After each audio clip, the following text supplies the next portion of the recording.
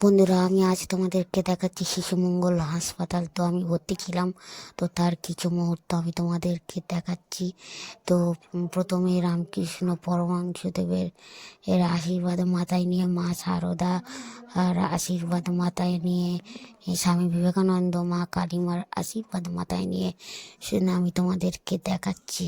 তো দেখো, আমার শিশু মঙ্গল হাসপাতাল। এই হাসপাতালটা পুরোটাই আগেকার মতন পুরনো সব আসবাবপত্র, তবে খুব পরিষ্কার পরিচ্ছন্ন। আর এখানে স্টাফেরা, নার্সেরা প্রচণ্ড তোমার সবসময় দেখাশোনা করে, আর এটা খুব পরিষ্কার।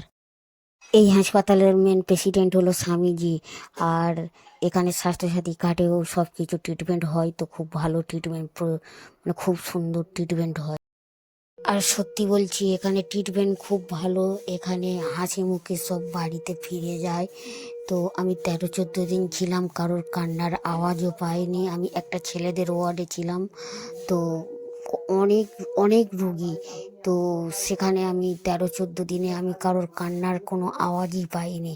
তো সত্যি এখানে খুব ভালো লাগলো আমার এইটা, মানে এখানে খুব সুন্দর। আর তোমার পাশে সবসময় সিস্টার দি স্টাফেরা সবসময় তোমার সেবা করবে, তোমার পাশে থাকবে। আর চা, বিস্কুট, ভাত, তরকারি সব সময় তোমার খাওয়া দাবার সব একদম মানে টাইমে টাইমে আসবে।